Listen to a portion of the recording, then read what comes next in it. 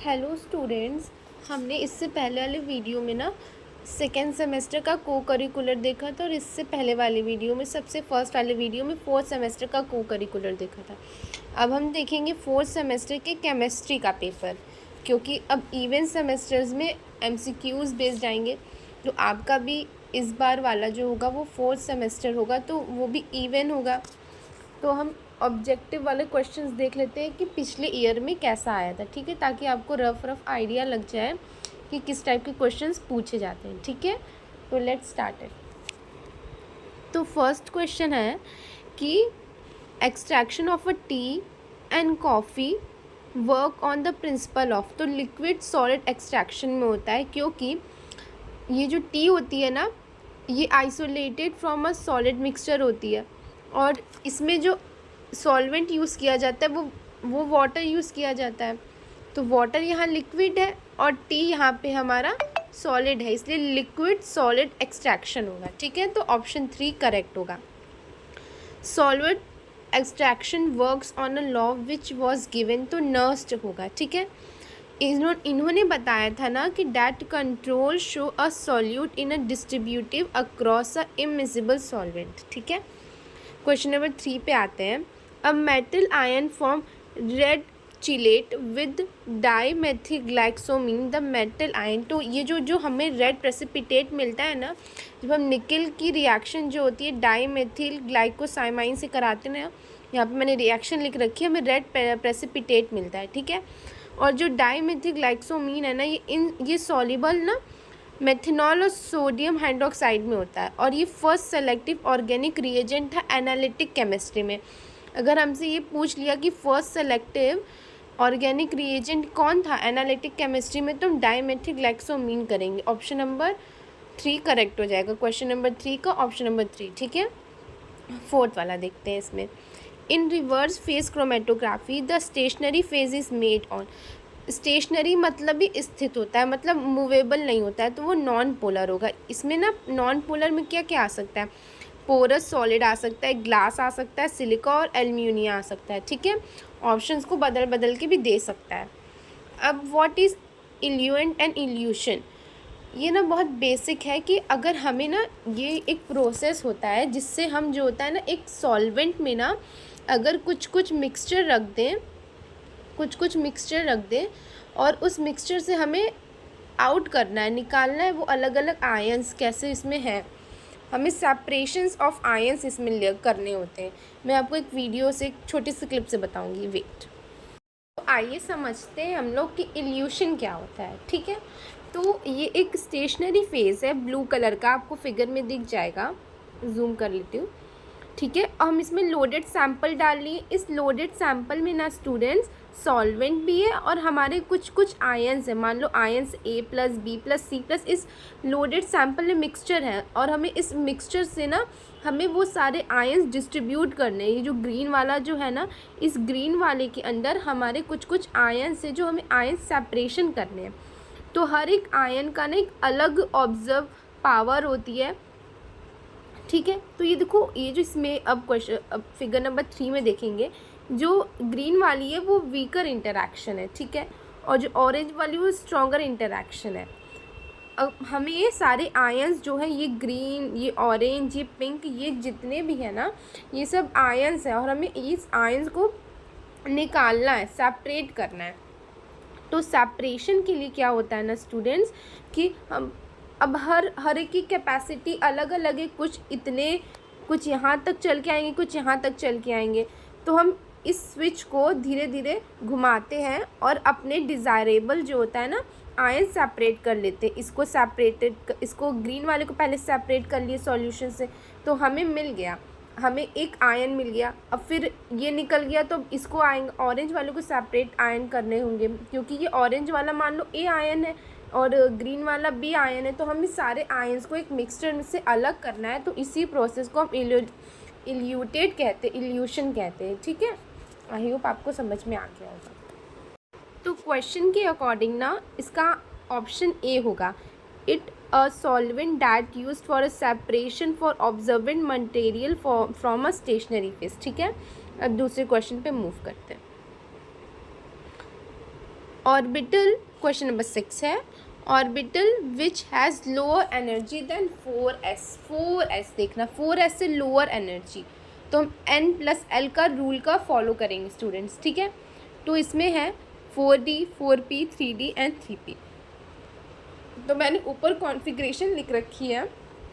वैसे n+l rule से देखेंगे ना तो हमें ऑप्शंस भी ना एलिमिनेट करने आना चाहिए स्टूडेंट्स। n+l रूल फॉलो करेंगे तो n की वैल्यू इसमें 4 है, l के लिए, d के लिए l की वैल्यू 2 होती है तो 6 आ गया, 4p के लिए 5 होती है। तो n+l की वैल्यू जितनी ज़्यादा रहेगी ऑब्वियस सी बात है उसकी एनर्जी ज़्यादा रहेगी, तो लोअर तो नहीं होगा ये, ठीक है। और 3d जो होता है ना 3+2 होता है, तो 3 ये 2 5 हो जाएगा। लेकिन हम एक जर्नल, हमें पता है ना इलेक्ट्रॉनिक कॉन्फ़िगरेशन क्या होता है, 1s2, 2s2, 2p6, 3s2, 3p6, 3d6 और 4s2। तो 3d पहले आता है, भले हम इसको लिखते 4s के बाद है, लेकिन 3d पहले आता है और 3d में ही सबसे पहले भरते हैं, इसलिए हमारे यहाँ पे 3d ऑप्शन सही हो जाएगा, ठीक है। अब हम क्वेश्चन नंबर 7 देखते हैं स्टूडेंट्स। तो 4s, 4p, 4d and 4f orbital have same energy. तो हमें तो पता ही है कि फ्लोरीन का कॉन्फ़िगरेशन मैंने लिख रखा है, क्लोरीन और टाइटेनियम का भी लिख रखा है। लेकिन आपको एक बात पता है स्टूडेंट्स कि 4s, 4p, 4d और 4f जो होता है ना, हाइड्रोजन में तो आएगा ही नहीं ना। हाइड्रोजन में जब आएगा नहीं तो इसकी जो ऑर्बिटल एनर्जी वो 0 होगी, इसलिए इस क्वेश्चन में, क्वेश्चन नंबर 7 में हाइड्रोजन राइट आंसर हो जाएगा।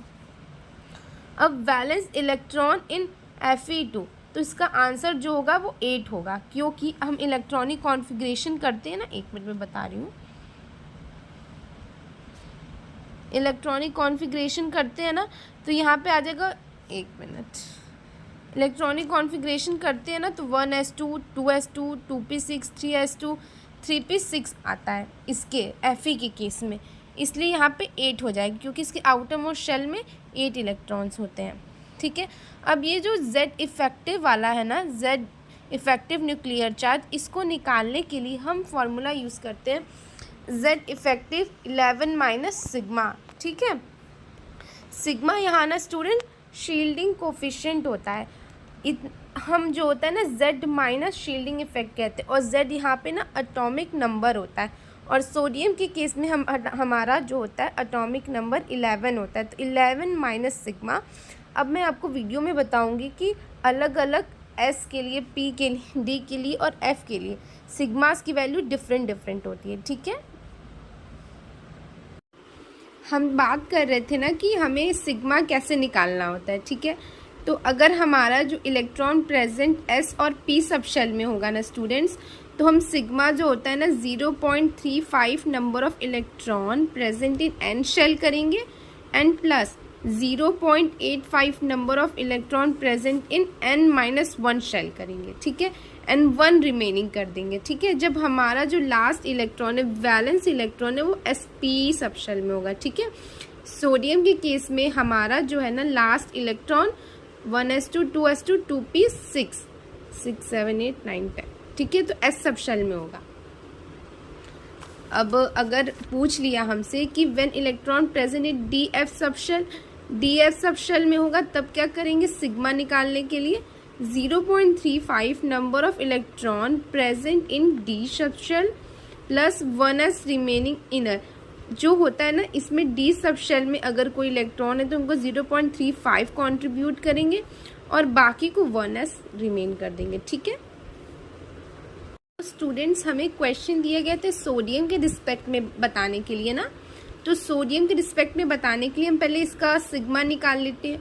तो हम पहले मैंने बताया था कि जो आउटर मोस्ट शेल के इलेक्ट्रॉन्स हैं उसके रिस्पेक्ट में ही हमेशा पूछता है हमसे, तो 0.35 इंटू 0। अब आपके मन में क्वेश्चन आएगा कि यहाँ पे 0 क्यों, आउटर मोस्ट शेल में तो यहाँ पे 1 इलेक्ट्रॉन है।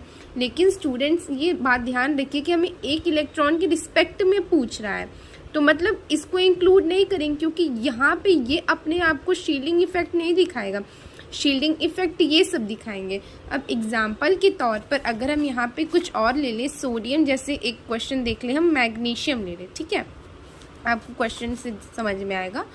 सोडियम मैग्नीशियम, तो यहाँ पे हम ले लें 1s2, 2s2, 2p6 and 3s2। तो ये हो गया ना 6 7 8 9 10 11 12। अगर हम यहाँ पे सिग्मा निकालने की बात करें ना स्टूडेंट्स, तो यहाँ पे 0.35 इंटू 1 करेंगे, क्योंकि अगर ये होता है, ये s हो गया, ये p हो गया और ये d हो जाएगा यहाँ पे, ठीक है। ये क्वेश्चन हम कर लिए। तो यहाँ पे 2 इलेक्ट्रॉन्स, यहाँ पे 8 इलेक्ट्रॉन्स होंगे, ठीक है, 1 2 3 4, और यहाँ पे 2 होंगे। तो 2 में से ये एक इसको लगाएगा, ये इसके एक इसको शील्डिंग इफेक्ट लगाएगा, मतलब यहाँ के 1 इलेक्ट्रॉन इस पे लगाएंगे, 1 इलेक्ट्रॉन इस पे, और हमें वैलेंस इलेक्ट्रॉन की बात कर रहा है। तो वैलेंस इलेक्ट्रॉन में हम बाहर के 1 इलेक्ट्रॉन को देखेंगे, ये इस पे लगा रहा है, ये 1 इलेक्ट्रॉन अपने ऊपर तो लगाएगा नहीं शील्डिंग इफेक्ट, इसलिए हम यहाँ पे एक कंसीडर करेंगे, 2 नहीं। सीधा सीधा समझ लो, अगर कि यहाँ पे 7 रहेगा तो 6 लिखेंगे, 8 रहेगा तो यहाँ पे 7 लिखेंगे, ठीक है, क्योंकि कोई भी इलेक्ट्रॉन अपने ऊपर शील्डिंग इफेक्ट नहीं लगाता है, ठीक है। तो यहाँ प्लस कर देंगे और 6 7 8 0.85 इंटू 8 प्लस 1 इंटू, क्योंकि यहाँ पे 2 है, ठीक है। अब इसको कर लेंगे, जो भी हमारा आंसर आएगा। तो आप समझ गए होंगे कि यहाँ पे मैंने 0 क्यों लिखा है, क्योंकि कोई भी वैलेंस इलेक्ट्रॉन अपने ऊपर शील्डिंग इफेक्ट नहीं लगाता है।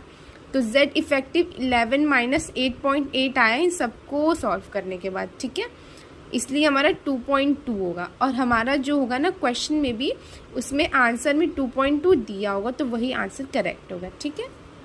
हमारा जो है ना स्टूडेंट्स, क्वेश्चन नंबर 9 का 2.2 करेक्ट आंसर है, ठीक है। अब क्वेश्चन नंबर 10 देखते हैं।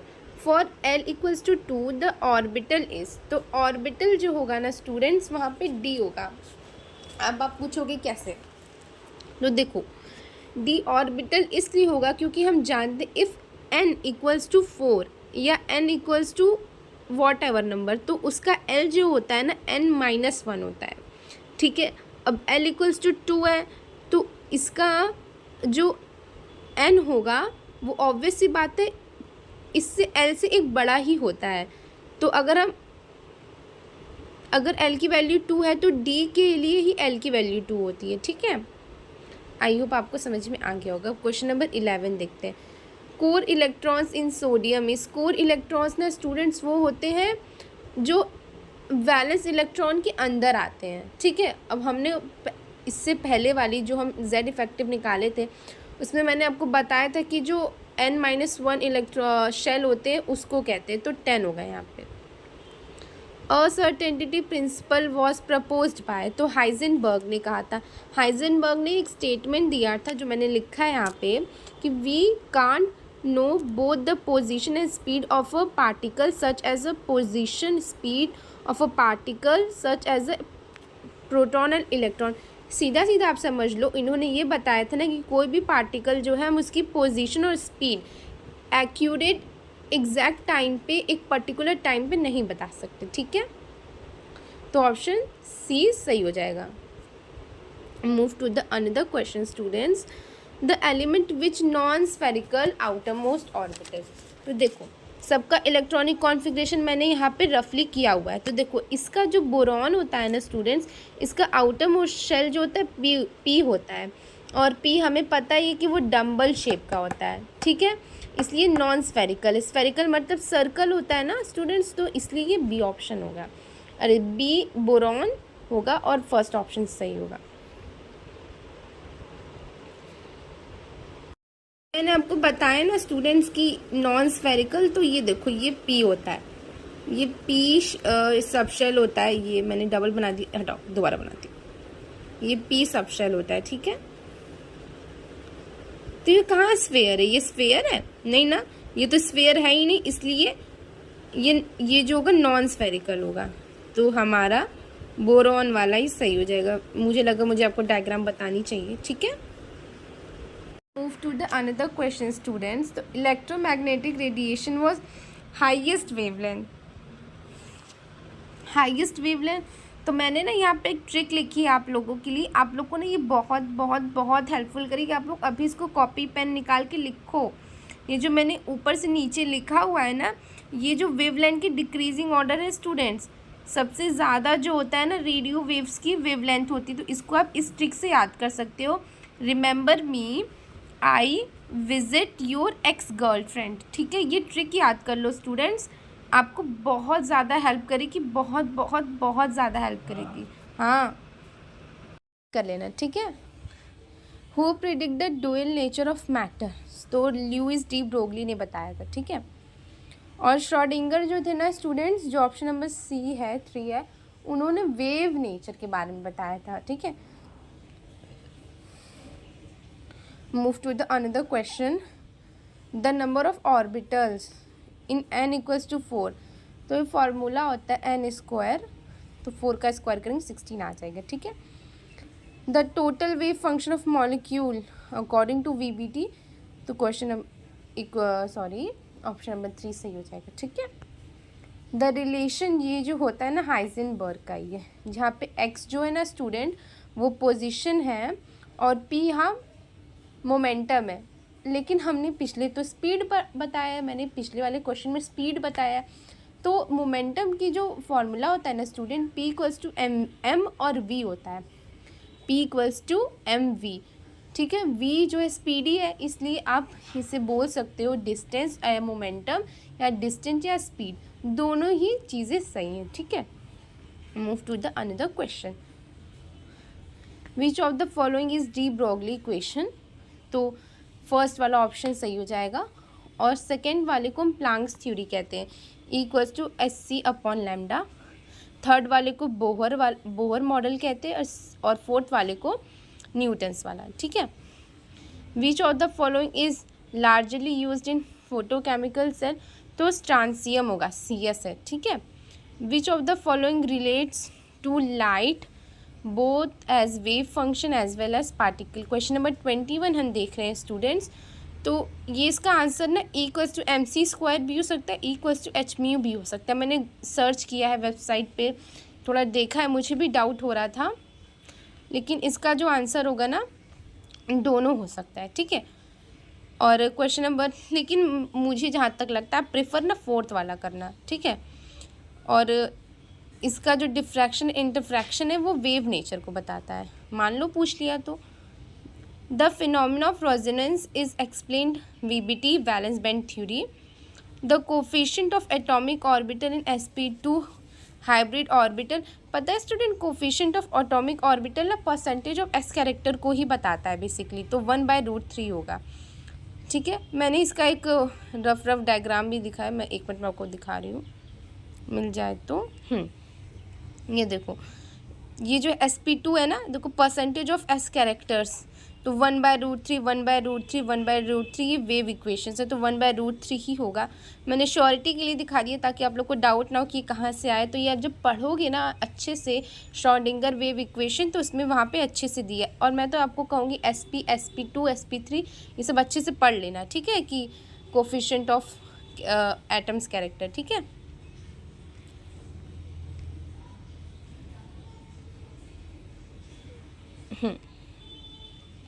The wave number are expressed in, तो सेंटीमीटर इनवर्स होता है। अब आप पूछोगे वेव नंबर क्या होता है, तो वी नो डैट ना student equals to Hμ, mu equals to C/λ होता है, और 1/λ को ना स्टूडेंट्स हम वेव नंबर कहते हैं, ठीक है। और हमें पता है ये वेव नंबर जो होता है वो एक डिस्टेंस को मेज़र करता है, तो सेंटीमीटर हो सकता है, तो इसका इन्वर्स सेंटीमीटर इन्वर्स होगा, इसलिए जो होता है वेव नंबर का हमारा जो यूनिट होता है स्टूडेंट वो सेंटीमीटर इन्वर्स होता है, ठीक है। क्वेश्चन नंबर 25 देख लेते हैं। In the Raman spectra the middle line is relay line बोलते हैं, ये तो याद रखना पड़ेगा, आप जब पढ़ोगे ना चैप्टर इसमें रिले लाइन आएगा, आप अच्छे से पढ़ना इसको। The electromagnetic radiation of higher wavelength has energy lower, मैंने बताया था ना जिसकी वेवलेंथ जितनी ज़्यादा स्टूडेंट्स उसकी वेवलेंथ उतनी कम। चलिए मैं आपको बताती हूँ कैसे लोअर है। देखो इक्वल्स टू Hμ होता है और H इक्वल्स टू SC/λ, और जिसकी एनर्जी ज़्यादा रहेगी स्टूडेंट ऑब्वियस सी बात है उसका लैम्डा कम होगा, इसलिए इस क्वेश्चन में अगर हायर वेवलेंथ है तो एनर्जी कम होगी, ठीक है। द एनर्जी एसोसिएटेड विद, तो ये आपको फॉर्मूले से लगाना पड़ेगा, E इक्वल्स टू SC/λ। मैंने यहाँ इतना लंबा से सॉल्व किया था अपने एग्ज़ाम में, तो जो सुटेबल रहेगा वो कर लेना, ठीक है। Which of the following molecules have 3 vibrational nodes. तो इसको मैं वीडियो से बताऊंगी, ठीक है, क्योंकि ना वाइब्रेशनल मोड्स और H2O जो होता है ना स्टूडेंट्स, वो लीनियर नहीं होता है, वो नॉन लीनियर होता है, और नॉन लीनियर के लिए 3n-6 लगता है। 3n आपको दिख रहा हो यहाँ पे, 3n-6 होता है। 3n जो है नंबर ऑफ मॉलिक्यूल्स, तो 3 होंगे, -6 तो यहाँ पे 3 हो जाएगा, इसलिए जो होगा H2O होगा।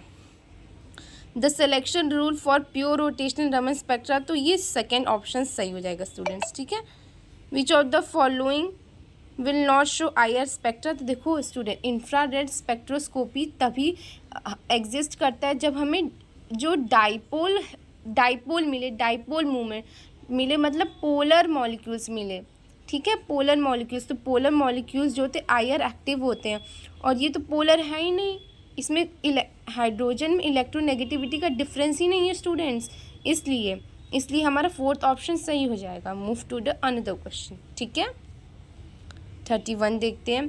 Free rotation about a bond axis possible, तो सिंगल बॉन्ड होता है, ठीक है, सिंगल बॉन्ड को हम कर सकते हैं, मैं आपको बताऊंगी अभी एक वीडियो में कि कैसे सिंगल बॉन्ड जो होता है ना उसको रोटेट कर सकते हैं, ठीक है स्टूडेंट्स। तो हमें समझना था ना कि जो सिग्मा बॉन्ड होता है ना, सिग्मा बॉन्ड जो होता है वो कैसे रोटेट कर सकता है, हमें यही समझना था, ठीक है। तो हम समझते हैं, अब देखो कैसे। मान लो ये कार्बन है, ठीक है, तो ये रोटेट कर सकता है ना फ्रीली यार, ऐसे ऐसे ऐसे ऐसे इमेजिन करो, ऐसे ऐसे रोटेट कर सकता है। मान लो ये एक कार्बन है, ये एक कार्बन है, ठीक है, तो फ्रीली रोटेट कर सकता है। लेकिन अगर यहाँ पे 2 हो जाए, तो अगर ये रोटेट करना चाहेगा ना स्टूडेंट्स, तो ये ब्रेक कर देगा, ये ऐसे रोटेट करेगा तो ये ऐसे हो जाएगा, ये ऐसे हो जाएगा, तो मे बी इनका बॉन्ड टूट जाए। इसलिए ये जो होता है डबल बॉन्ड जो होता है ना स्टूडेंट्स, वो रोटेशन फ्री नहीं होता है। सिग्मा मतलब सिंगल बॉन्ड, ब्लर हो रही है क्या वीडियो, सिंगल बॉन्ड रोटेट कर सकते हैं, ठीक है। I hope you like it. To the another question, the total spectral lines for n = 5, तो उसके लिए एक फॉर्मूला होता है स्टूडेंट्स की n2 - n1 n1 + n2 - 1, तो 5 - 1 5 + 1/2, तो ये 10 आ जाएगा, ठीक है। फाइनल इनिशियल ये देखो मैंने लिखा हुआ है फॉर्मूला, ठीक है, देख लेना। Bore energy for a hydrogen atom, तो -13.6 इलेक्ट्रॉन वोल्ट्स होता है इसका, ठीक है। तो इसका ऑप्शन नंबर B सही, 2 सही हो जाएगा, ठीक है। The radial nodes of 3s and 2p orbital, तो रेडियल नोड का फॉर्मूला मैंने लिखा हुआ है, n - l - 1 होता है। n यहाँ पे 3 हो गया स्टूडेंट्स, l जो हो गया यहाँ पे 0 - 1, तो 3 - 1 जो होता है स्टूडेंट्स 2 होगा। और 2p के लिए हमारा ना स्टूडेंट्स n की वैल्यू जो होती है 2 होती है, p के लिए हमें 1 होती है 1, तो n 2 - 2 = 0, ठीक है। अभी मैं आपको करके बता रही हूँ कि मैं क्या बोलना चाह रही हूँ एग्जैक्टली, ठीक है, मैं आपको बता रही हूँ कैसे करके बताना, ठीक है। 3s और 2p की बात कर रहा था स्टूडेंट्स, और रेडियल नोड्स nl - 1, ठीक है। तो इसमें इसकी वैल्यू 1 हो गई, इसके लिए s की वैल्यू 0 होती है -1, तो ये 2 रेडियल नोड्स आ गए जो कि हमारे ऑप्शंस में थे। इसमें n की वैल्यू 2 है, p के लिए l की वैल्यू कितनी होती है स्टूडेंट्स 1 - 2 = 0, इसलिए हमारा 2 और 0 it's a right answer. I hope you like it. Move to the another question. To the bond order of carbon, तो कार्बन का जो बॉन्ड ऑर्डर होता है वो 2 होता है, ठीक है। इसे आपको मॉलिक्यूलर ऑर्बिटल थ्योरी से निकालना पड़ेगा, जो कि मैं वीडियो की लास्ट में ना 35 और 36 बहुत डिटेल में एक्सप्लेन करके बताऊंगी, ठीक है, कि कौन सा मोस्ट पैरामैग्नेटिक होगा, कौन लीस्ट होगा, ठीक है। तो 35 36 आपको वीडियो के लास्ट में मिलेगा, क्योंकि इसकी डीप एक्सप्लेनेशन है, इसको प्रॉपर डायग्राम MOT से, मॉलिक्यूलर ऑर्बिटल थ्योरी से हम बताते हैं, ठीक है। तो move to the another question. The bond present in H3O+ ion, तो इसमें ना कोवैलेंट एंड कोऑर्डिनेट बॉन्ड होता है। इसमें अगर मान लो पूछ लिया, इसमें 2 कोवैलेंट बॉन्ड होते हैं एंड 1 कोऑर्डिनेट बॉन्ड होता है स्टूडेंट्स, ठीक है। Move to the another question. The bond order of a molecule is given by, तो bonding minus anti bonding upon 2, ये भी मॉलिक्यूलर ऑर्बिटल थ्योरी का, मैंने बोला ना मॉलिक्यूलर ऑर्बिटल थ्योरी बताऊंगी जब वो 2 स्पेसिफिक क्वेश्चन के लिए, तो आपको ये भी पता चल जाएगा कि ये कहाँ से आया है, ठीक है। Which of the following transition is not allowed, तो सिग्मा एंड सिग्मा स्टार में ना ट्रांजिशन अलाउड नहीं होता है स्टूडेंट्स, ठीक है। In the vibrational rotational spectrum the following branches, तो PQR ब्रांचेस हमें मिलते हैं वाइब्रेशनल रोटेशन स्पेक्ट्रम में। आज जब चैप्टर पढ़ोगे ना इसमें ये दिया हुआ है, ठीक है। Which electronic transition take place in saturated hydrocarbon, saturated hydrocarbon means ना स्टूडेंट जिसमें सिंगल बॉन्ड हो, ठीक है।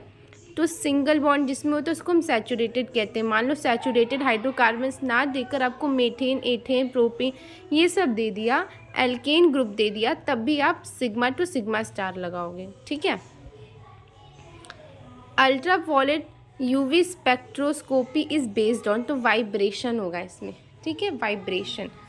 बाथरोक्रोमिक shift is also known as red shift होता है, और इस रेड शिफ्ट में ना स्टूडेंट लॉन्गर वेवलेंथ होती है, और ब्लू शिफ्ट को हम शॉर्टर वेवलेंथ बोलते हैं, ब्लू शिफ्ट को ही हाइप्सोक्रोमिक शिफ्ट बोलते हैं, ठीक है। आप 2-3 टर्म और देख लो यहाँ पे, इसमें हाइपोक्रोमिक, बाथरोक्रोमिक, हाइप्सो, हाइपो, हाइपर, ये सब। अब अगर इंटेंसिटी इंक्रीज होती है ना स्टूडेंट्स, तो हम इसको हाइपरक्रोमिक कहते हैं, और अगर इंटेंसिटी डिक्रीज कहती है तो इसमें हाइपोक्रोमिक कहते हैं। अगर वेवलेंथ जो होती है कम होती है तो उसको हाइप्सो कहते हैं। तो देख लो, हाइप्सो, हाइपर और हाइपो, ये सब का डिफरेंस है थोड़ा, तो इसको ध्यान रखिए, एग्जाम में अच्छे से पढ़ के जाना। Only sigma and sigma star transition is given by, तो सैचुरेटेड हाइड्रोकार्बन से मैंने बोला था तो एल्केन्स, तो ऑब्वियसली बात है मेथेन होगा, मैंने बताया है आपको। Mathematically representation of Beer Lambert law, तो A = सिग्मा CL, जहाँ सिग्मा जो होता है मोलर एक्सटेंशन होता है students. Methane shows observation of, तो ये 46 नैनोमीटर होगा,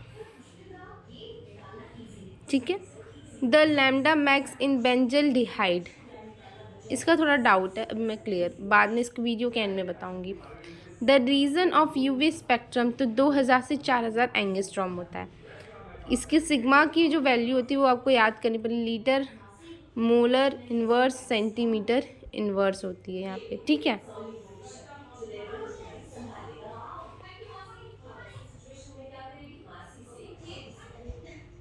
आपको पता है आप इससे जो है ना स्टूडेंट्स, इससे क्वेश्चन नंबर 45 से इसका जो यूनिट निकाल सकते, क्योंकि यहाँ पे इसकी वैल्यू निकालनी है सिग्मा की। C जो हमारा मोलर होता है, L हमारा सेंटीमीटर होता है, इधर करके चला जाएगा तो मोलर इन्वर्स, सेंटीमीटर इन्वर्स, और ये जो होता है ना ये लीटर होता है A, इसलिए आप ऐसे भी आप निकाल सकते, मैंने बताया बस। विच of the following do not observe UV radiation, तो ये वाटर होगा स्टूडेंट्स, ठीक है, water. IR radiation have a range, तो इसका 8000 से 2000 नैनोमीटर होता है, तो ऑप्शन B सही हो जाएगा। Hooke's law for the vibration of a diatomic molecule में भी रिप्रेजेंटेड F = -kx होता है स्टूडेंट्स। फिंगरप्रिंट रीजन है तो 1400 to 900 सेंटीमीटर है इसका आंसर, ठीक है। Triatomic molecule numbers of modes, तो मैंने बताया है 3n-6 होता है, 3 × 3 - 6, ये नॉन लीनियर होता है। नॉन लीनियर के लिए हम 3n-6 लिखते हैं और लीनियर के लिए 3n-5 लिखते हैं। लेकिन H2O का जो शेप होता है we know that bend shape होता है, ठीक है। A strong signal is 34 centimetre inverse in IR spectrum indicate the presence, तो अल्कोहल होगा, ठीक है, इसका अल्कोहल होगा। कुछ आपको ना रफ डेटाज याद करने पड़ेंगे इसमें, मैं कुछ नहीं कर सकती, इसको आपको याद करना पड़ेगा। फोर्स कांस्टेंट इज एक्सप्रेस, तो न्यूटन से भी कर सकते हैं, डाइन से भी कर सकते हैं, ठीक है। 1 न्यूटन = 10⁵ डाइन्स होते हैं, तो ये दोनों सही है, ठीक है। बस फ़र्क इतना है कि ये SI यूनिट में, CGS यूनिट में, ठीक है। Nuclei which shows NMR spectro contains neutron and proton, तो ऑड नंबर की जो होते हैं ना न्यूट्रॉन और प्रोटॉन, वो ही आपके NMR शो करेंगे, how many signals NMR spectrum ethanol. देखो एथेनॉल की मॉलिक्यूलर फार्मूला क्या होता है, C2H5OH होता है, मैंने यहाँ लिखा हुआ है। तो देखो इस हाइड्रोजन का जो होता है ना स्टूडेंट्स, इसका एक अलग पीक बनेगा, इसका एक अलग पीक बनेगा, इसका एक अलग, क्योंकि इस हाइड्रोजन की सराउंडिंग दूसरा है, इस हाइड्रोजन का सराउंडिंग दूसरा, इस हाइड्रोजन का सराउंडिंग दूसरा है, तो इसलिए 3 हमें मिलेंगे। ऐसे 59 में भी देख लो, 59 में भी हमें 3 मिलेंगे, इसका सराउंडिंग दूसरा, इसका सराउंडिंग दूसरा, इसका सराउंडिंग दूसरा, तो 3 हो जाएगी। फैक्टर अफेक्टिंग केमिकल शिफ्ट सब हो जाएगा। इलेक्ट्रोनेगेटिविटी भी इफेक्ट करती है students, hydrogen bonding, inductive effect, तो ऑल ऑफ दीज हो जाएगा।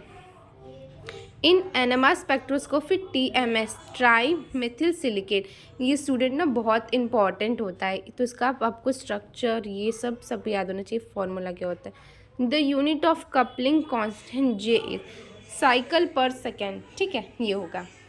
Shielding and deshielding are associated with spinning of protons होगा इसका, तो इसका ऑप्शन बी सही हो जाएगा। The tau scale and delta scale related, ये एक फार्मूला होता है, इसे आप याद करना पड़ेगा। Tau equals to 10 minus delta.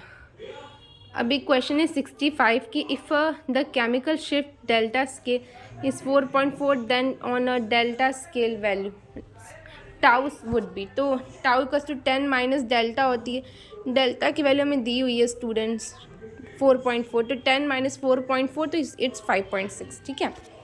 The molecular ion peak is usually intense aromatic compound, ठीक है। The most intense peak in the mass spectro is referred to a base peak are its intensity, तो 100 हो जाएगा। Position of a metastable peak due to change M1 से M1+1, तो इसको हम इस तरह से इंडिकेट करते हैं। ये आप जब मास स्पेक्ट्रोस्कोपी पढ़ोगे ना स्टूडेंट, तब उसमें आएगा आपको। M/E वैल्यू ऑफ फ्रेगमेंट्स ना स्टूडेंट्स, मैंने यहाँ पे डेफिनेशन लिखी हुई है। In mass spectroscopy the process in which a molecule ion break into small ion radials and neutral molecules. Fragments मतलब छोटे छोटे टुकड़ों में बट जाना, आयंस के रूप में, रेडिकल्स के रूप में, न्यूट्रल मॉलिक्यूल्स के रूप में। तो M/E को लिखते हैं H²R² 2V², ठीक है, तो ऑप्शन नंबर 4 सही हो जाएगा यहाँ पे। A high resolution mass spectroscopy, ये अभी बाद में बता, ऑल ऑफ दीज ही होगा इसका, क्योंकि मास स्पेक्ट्रोस्कोपी बेसिकली आयंस पे डिपेंड करती है, तो आयंस पे डिपेंड करती है, तो ऑल ऑफ दीज होगा ये, ठीक है। हु डिस्कवर्ड क्रोमेटोग्राफी, माइकल से ट्वेस्ट, ठीक है, ऑप्शन नंबर 3 सही हो जाएगा। The basic part of liquid chromatography instruments are, तो all of these, mobile phase, column और इंजेक्शन सिस्टम, ठीक है।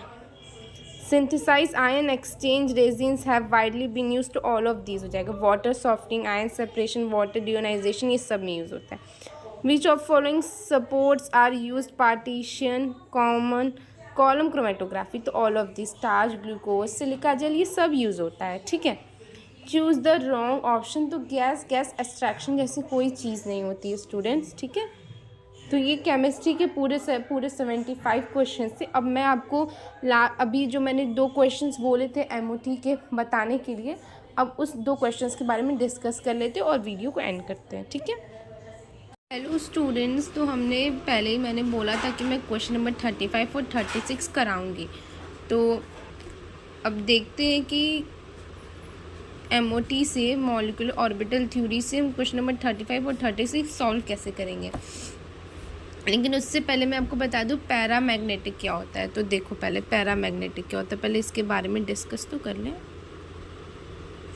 पैरामैग्नेटिक, ठीक है, पैरामैग्नेटिक होता है जिसमें लोन पेयर होते हैं, ठीक है, और इसका रेसिप्रोकेट होता है डायामैग्नेटिक, नो लोन पेयर। कुछ एक और फार्मूला है हमें ज़रूरत पड़ेगी,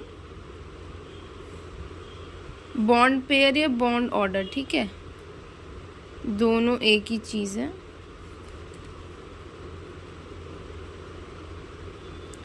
ये बॉन्डिंग होता है ऑर्बिटल, ये एंटी बॉन्डिंग होता है। मैं बताऊंगी अभी कि बॉन्डिंग और एंटी बॉन्डिंग क्या होता है, इसकी मदद से हम बॉन्ड ऑर्डर निकालते हैं, ठीक है।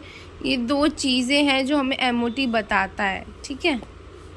तो स्टार्ट करते हैं कि पहले हम देखेंगे कि नाइट्रोजन का, ऑक्सीजन का, ऑक्सीजन आयन का, फिर ऑक्सीजन +2 आयन का। ठीक है, तो स्टार्ट करते हैं। ठीक है, इसके लिए मैं एक डायग्राम आपको दिखाऊंगी, तो फिर मैं इस डायग्राम से आपको बताऊंगी कि क्या है। ठीक है, नाइट्रोजन का यहाँ पे एक, ये नाइट्रोजन यहाँ पे है, और जो स्टार वाली चीज़ें जो ऊपर दिखाई दे रही, ये स्टार और ये स्टार, इन सबको ना हम एंटी बॉन्डिंग कहते हैं। ये सारे, ये जितने भी स्टार हैं, इन सबको एंटी बॉन्डिंग कहते हैं, और इनकी एनर्जी ज़्यादा होती है। ये सब हमारे एंटी बॉन्डिंग होते हैं। ठीक है,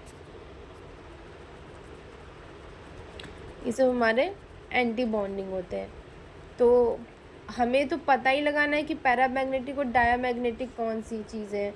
तो डायग्राम में देख लेते हैं। इसमें लोन पेयर्स हैं नहीं, इसमें लोन पेयर्स नहीं है, इसलिए ये डायामैग्नेटिक है। और जब ये डायामैग्नेटिक है तो पैरामैग्नेटिक का सवाल ही पैदा नहीं होता। तो इसलिए नाइट्रोजन जो है हमारा, वो डायामैग्नेटिक, इसमें पैरामैग्नेटिक की बात ही नहीं आएगी। तो ये तो ऑप्शन हमारा नहीं होगा, क्योंकि हमें इसमें पूछ कर हमें पैरामैग्नेटिक पूछ रहा है, तो नाइट्रोजन नहीं होगा। दूसरा ऑक्सीजन का देखते हैं। ठीक है, ऑक्सीजन का देख लेते हैं। ऑक्सीजन का भी यहीं पे दिया हुआ, देखो ऑक्सीजन में भी, ऑक्सीजन जो होता है ना, इसमें देखो, इसमें 2 लोन पेयर्स हैं। जब इसमें 2 लोन पेयर्स होते हैं ना, तो हम इनको बोलेंगे कि ये पैरामैग्नेटिक है। हाँ, ये पैरामैग्नेटिक, अब ये जो है पैरामैग्नेटिक है। क्यों? और यहाँ पे एक चीज़ नोट कर लेना, ठीक है, ये पैरामैग्नेटिक की बात कर रही है यहाँ पे। ठीक है, और जब ये पैरामैग्नेटिक है तो पैरामैग्नेटिक कितने इलेक्ट्रॉन्स की वजह से है? तो यहाँ पे 2, हाँ यहाँ पे 2 इलेक्ट्रॉन्स हैं। ठीक है, जिसकी वजह से पैरामैग्नेटिक है। तो हम ये नोट करेंगे कि ये 2 इलेक्ट्रॉन्स की वजह से होगा। ठीक है, अब हम देखते हैं O2+ के बारे में। ठीक है, O2+ भी देखती हूँ मैं। ये O2+ का है। O2+ में देखो, O2+ में भी तो ये भी पैरामैग्नेटिक है, लेकिन ये ऑक्सीजन से ज़्यादा पैरामैग्नेटिक नहीं है, क्योंकि ऑक्सीजन में, ऑक्सीजन की बात किए थे तो वहाँ पे 2 इलेक्ट्रॉन्स थे, जिसकी वजह से वो पैरामैग्नेटिक हो रहा था। लेकिन जो O2+ है, O2+ में 1 इलेक्ट्रॉन की वजह से पैरामैग्नेटिक हो रहा है। तो पैरामैग्नेटिक बिहेवियर किसका ज़्यादा होगा? आपको देख ही रहा है कि यहाँ पे 1 इलेक्ट्रॉन है, जबकि ऑक्सीजन के पास 2 थे। ठीक है, तो आप ये याद रखना। तो ऑक्सीजन की वजह से यहाँ पे O2+ की वजह से एक इलेक्ट्रॉन अनपेयर्ड है, जबकि O2 की वजह से 2 इलेक्ट्रॉन है, तो O2 ज़्यादा पैरामैग्नेटिक होगा। ठीक है, और फिर अभी हम देखेंगे कि O2+, क्योंकि O2++ की बात कर रहा था ना। अब O2++ का देख लेते हैं। अगर O2++ का हम इसी डायग्राम में समझना चाहे ना स्टूडेंट, तो मान लो कि यहाँ पे O नहीं O+ है। जैसे यहाँ पे O+ था, अब यहाँ पे भी सोच लो कि यहाँ पे भी O+ है। जब O+ रहेगा तो यहाँ पे एक इलेक्ट्रॉन नहीं होगा। आप मान लो कि एक इलेक्ट्रॉन नहीं है यहाँ पे, तो ये इलेक्ट्रॉन यहाँ पे फुलफिल ही नहीं हो पाएगा। तो ये जो O2++ है ना, वो डायामैग्नेटिक हो जाएगा। ठीक है, वो डायामैग्नेटिक हो जाएगा, डायामैग्नेटिक हो जाएगा। तो इसकी वजह से इसमें बात ही नहीं करेंगे। ठीक है, तो हमारे ऑप्शंस के हिसाब से ना स्टूडेंट, O2 जो होगा वो मोर हो जाएगा, मतलब O2 हमारा यहाँ पे राइट ऑप्शन हो जाएगा। ठीक है, O2 is the correct answer. हम O2 को टिक कर देंगे। इस हिसाब से हमारा स्टूडेंट्स यहाँ पे ऑक्सीजन हो जाएगा। ठीक है, जो कि मैंने गलत लगाया तो आप सही लगा के आना है। ठीक है, अब हम क्वेश्चन नंबर 36 देखेंगे, द बॉन्ड ऑर्डर। तो मैंने आपको बताया था बॉन्ड ऑर्डर कैसे निकालते हैं। बॉन्ड ऑर्डर जो होगा वो C2 मॉलिक्यूल्स की बात कर रहा है यहाँ पे ना। तो हमने वीडियो में देख ही लिया कि कैसे करते, तो हम बना भी तो सकते हैं।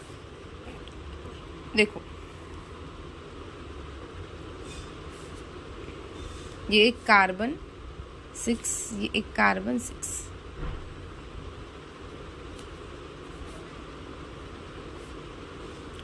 और आपको पता ही, मैंने बताया है कि ये वाली जो होती है वो एंटी बॉन्डिंग होती है, ठीक है। ऑर्बिटल्स, ये बॉन्डिंग ऑर्बिटल्स होती है। तो ये होता है 2 4 होता है, या फिर हम लिख सकते हैं 1s2 2s2 2p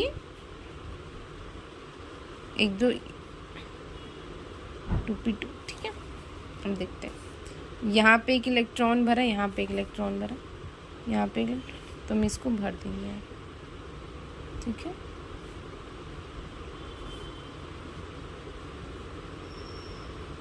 to S to,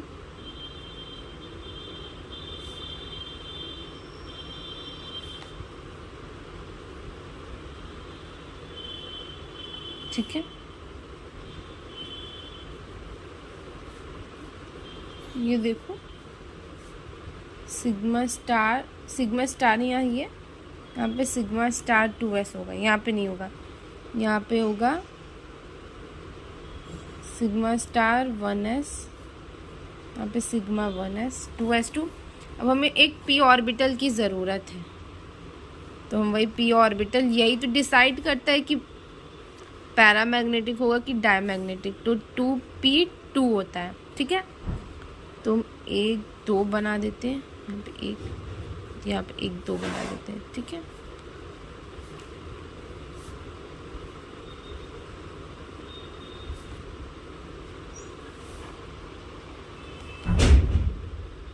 तो पहले हम यहाँ भरेंगे 1 2, 1 2, तो भर गया, तो ये डायामैग्नेटिक हो गया। ये जब डायामैग्नेटिक हो जाता है तो हमें बॉन्ड ऑर्डर हम कैसे निकालते हैं, बॉन्ड ऑर्डर निकालते हैं Nb - Na/2। बॉन्ड ऑर्डर देखो 1 2 3 4, यहाँ पे भर लो 1 2 3 4 5 6 7 8, एंटी बॉन्डिंग 1 2 3 4, 4/2 2, तो बॉन्ड ऑर्डर क्या आया, तो हमारा आंसर 2 करेक्ट हो जाएगा, ठीक है। तो सारे क्वेश्चंस मैंने करा दिए विद सॉल्यूशन। तो आप अगर MGKVP या MGKVP के एफिलेटेड कॉलेजेस में से हो, तो आप इतना जितना मैंने बताया है उससे रिलेटेड सारे टॉपिक्स पढ़ लेना, आपका एग्ज़ाम अच्छा जाएगा, ठीक है। Please like share and subscribe.